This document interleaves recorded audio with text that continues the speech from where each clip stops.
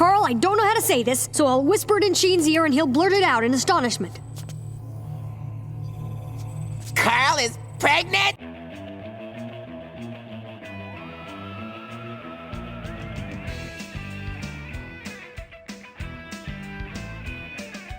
The Adventures of Jimmy Neutron Boy Genius had a really long title, and its work cut out for it, as it had to distinguish itself from cartoons from this era with a similar child prodigy premise, like Dexter's Lab and, Dexter's Lab. Jimmy Neutron made a name for itself with its loud but charming cast, visuals that were somewhere between nauseating and arousing, and a theme song that was adapted by Bowling for Soup that brilliantly rhymes time with time.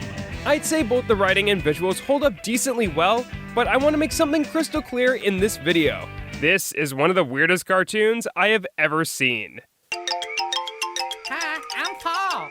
These aren't the best or the worst episodes, but the ones that stuck out to me the most during a recent rewatch. So many science fiction or horror concepts were explored without much restraint. And while it added so much variety to each story, it had some unfortunate repercussions here and there. I'm excluding the Jimmy Timmy Power Hour specials that crossed over with the Fairly Odd Parents, as those have a special brand of strange that could end up being the topic of a completely separate video.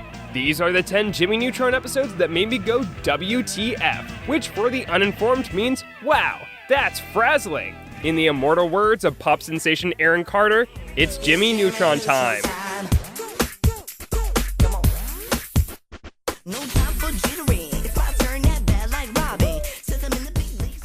Jimbo, are you in there, Scout? There are few science fiction stories more classic than The Fly, but an unintentional layer of horror is added to this story when Jimmy swaps heads with Carl's pet hamster. The design of Mr. Wuggles is admittedly rather cute, even when Jimmy's father, Hugh Neutron, mistakes him as his own son and knocks him out cold. The true terror lies with what has become of Jimmy. His new hamster body looks like his bulbous head was stapled onto a miniature roasted turkey. Jimmy gets knocked around and is almost mutilated multiple times. And this is a key example of a design that makes the episode disturbing all on its own. That was not our son! That thing had fur and big teeth and whiskers! I've been calling him Furry Jimmy. Ooh, I think Jimmy may have enjoyed this whole experience after all.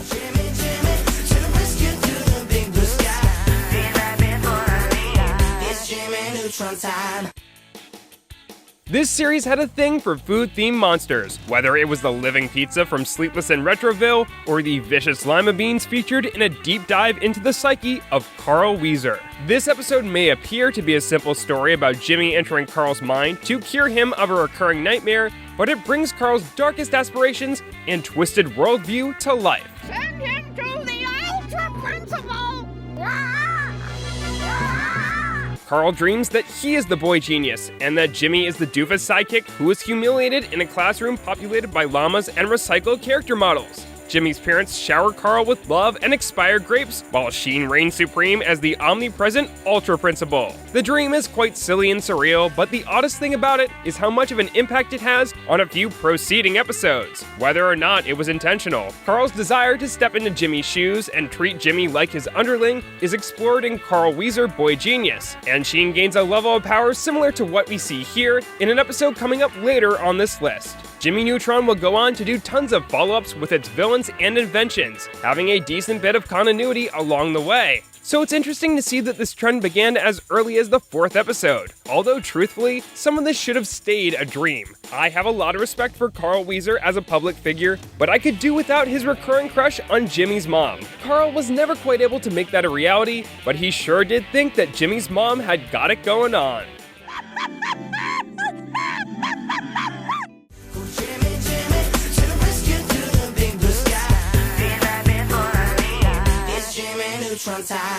Here's a tie between two sequel episodes that are notable for practically the same reason. Everyone but Jimmy being vaporized or fading out of existence, either by Jimmy's incompetent and overzealous nanobots who attempt to rid the world of human error, or Jimmy's evil clone seeking revenge by creating a parallel Earth where everyone is evil. Jimmy is able to save mankind at the last second in both instances, save for an entire planet of independently thinking clones. These two have lighter elements to balance out the tension. Hugh Neutron miraculously avoids being vaporized by the nanobots and spends an afternoon thinking that he's the last man on Earth. and evil Jimmy takes his sweet time distracting his counterpart by hypnotizing Jimmy's friends and family.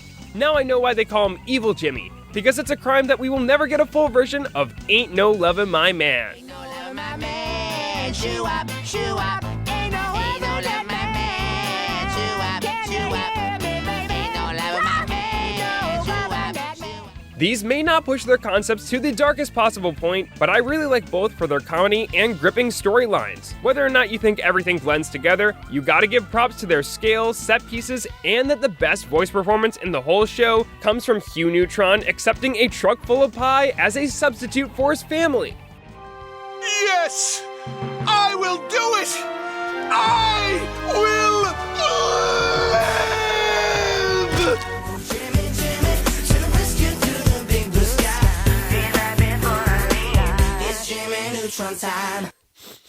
Do you guys smell that?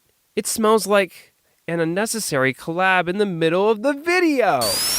I think it smells like a croissant.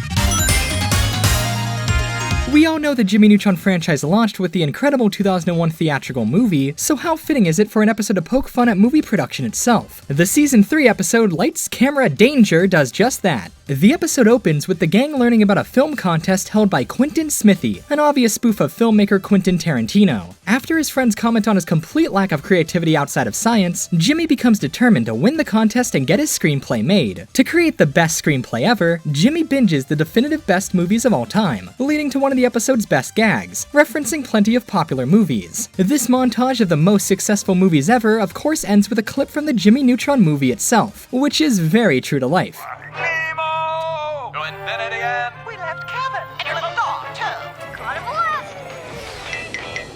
Jimmy ends up winning the contest and production begins, but multiple times while on set, the crew is nearly killed. While this isn't unheard of with movie production, something was clearly up. It's then revealed that Quentin is none other than Professor Finbar Calamitous, who is out to kill Jimmy and his friends through the use of Jimmy's own movie. This episode is full of countless quality jabs at the movie industry, and film buffs will get a lot out of this one, but the episode is best known for two of the stranger gags in it. In what is undeniably one of Rob Paulsen's most passionate performances, Carl asks Quentin if he is going to finish his croissant. This alone cements the episode's legacy, but if that wasn't enough, Hugh Neutron biffs around the episode as the heroic Donut Boy, complete with his own theme song. Yeah, you already know how I'll be spending the next hour of my life. The scene where Donut Boy sings the Donut Boy theme song?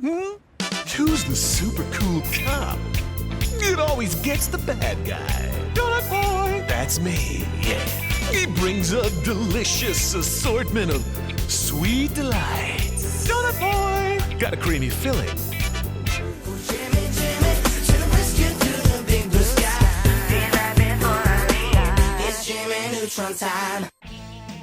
It's a great sign when an episode starts out with Jimmy stopping an assassination attempt on his whole family at a reunion. He believes that only a member of the Neutron family with the hereditary genius gene could be behind this scheme. But it's not Cousin Gomer or Cousin Annabelle, so that only leaves one other suspect.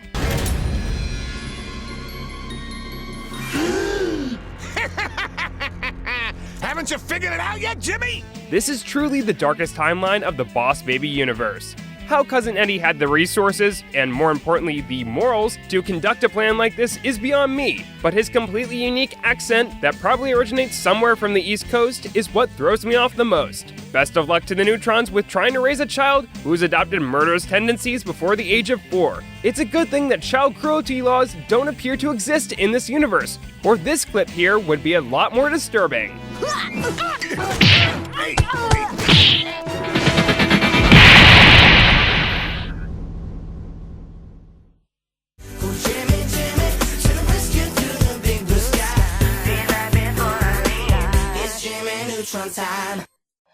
Man, when Schoolhouse Rock said that knowledge was power, they weren't kidding around. When Jimmy increases Sheen's brain power for final exams, he becomes a god. No, really. And now for my queen. I shall choose the fairest and most beautiful of the town's females. I'm afraid of commitment. Sheen gains the power to manipulate gravity, summon anything at will, and trick his teacher into getting out of class. That fiend! Miss Val, can I be excused? No. May I not be unexcused? Yes. Psych! Someone on the animation team must have been really passionate about this concept. because there's moments of brilliant lighting and staging. I like that this show wasn't afraid to literally experiment with how it portrayed its main characters. Although if Sheen wasn't the one to be granted literal galaxy brain intelligence, then I could see this one being a little more frightening. Not as frightening as Sheen's own show though. That didn't even need dramatic torture sequences to make Sheen scary. You disappoint me, Jimmy.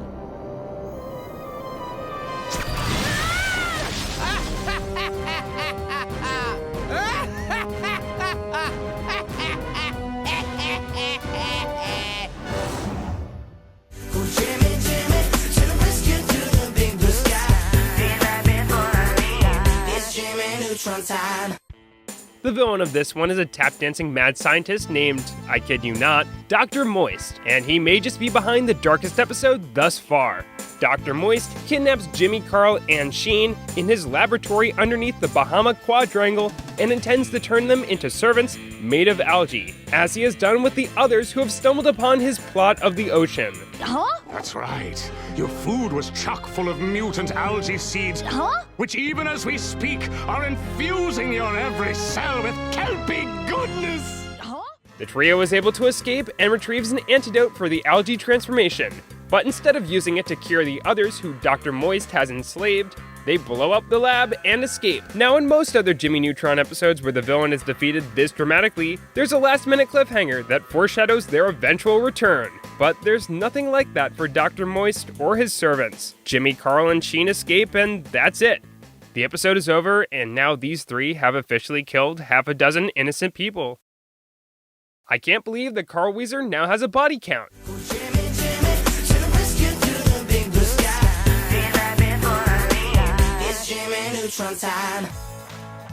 We finally arrived at the episode where an alien facehugger impregnates Carl, and it's just as wonderful as it sounds. Carl, why aren't you more worried? This thing might feed off your insides, or electrocute you, or grow until it splits you in half. Yeah, kids can be a handful. I don't know what's up with Nickelodeon shows and twisted depictions of childbirth, but this one takes the bioluminescent cake. All the characters treat this like an average pregnancy. Even Sheen, who is happy to poke Carl's ass all day long. I could just say that this episode gave jiggle physics to the ass of a 10-year-old boy, or mention that Carl literally gives birth through a fart of energy and leave it at that. But this one really plays its cards right when it comes to the comedy. Mr. Weezer, hi, is Carl? Dad? No, he's still here. I got no clue how the concept or final product was approved to air on a children's network, but I respect how it was used to create a literal assload of entertainment. Carl, you're in danger, and the last thing you need is to be fawned over by a bunch of girls. Who wants clotted cream with their scones? This is much more masculine than it looks. Looks like this show was a lot more progressive than I remember.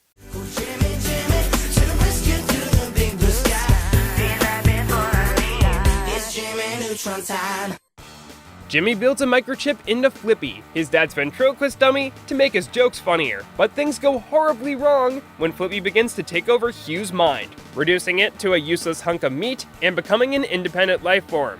Like My Son the Hamster, this is another science fiction trope taken to an unintentionally bizarre level, just because of one off-putting design. But Flippy's shifty face alone makes him genuinely creepy, despite his shrill voice. Hey, bad move, kid! Your pops and I share a brain, and I could do some serious damage. I can completely understand if this episode gave kids nightmares. The dummy is basically able to possess Hugh overnight, and Jimmy is barely even able to permanently stop him.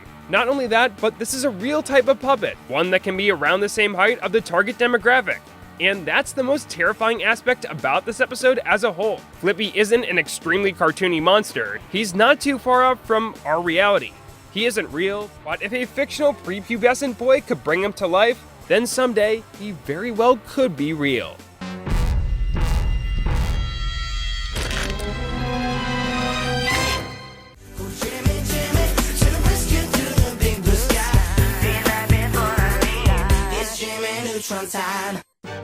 What makes Men at Work the weirdest episode of Jimmy Neutron isn't what it includes, but rather what it fails to include. I mean, it's already got a giant flying burger restaurant with the head of a Scotsman on it, but its hidden horror lies within one of the greatest characters in this entire franchise, Skeet. Good day. Are you Skeet? Hold on. Yes!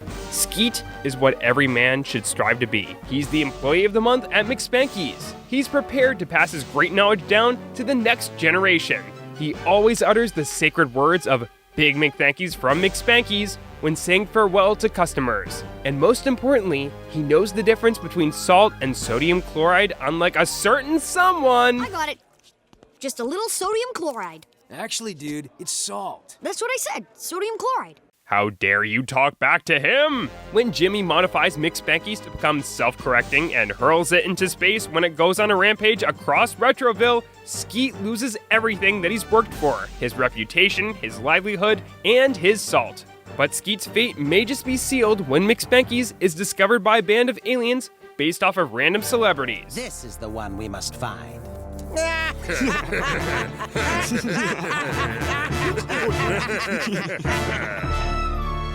Now, when these space bandits make their next appearance, they use McSpanky's as their own spacecraft. But Skeet is nowhere to be seen. In fact, Men at Work is Skeet's only appearance. We don't know what happened to him in the 18 episodes in between, and that is why this episode has kept me up at night. A cliffhanger like this is not just a disservice to Skeet, but a disservice to the McSpanky's brand. We deserve justice for such a valuable player in the fast food industry. We deserve justice for Skeet. Only then will this world truly deserve Big McThankies from McSpanky's. Play me out, Carl. Jimmy's mom has got it going on. She's all I want, and she wears a llama thong. Jimmy, can't you see? She's the only one for me. I know it might be wrong, but I'm in love with Jimmy's mom.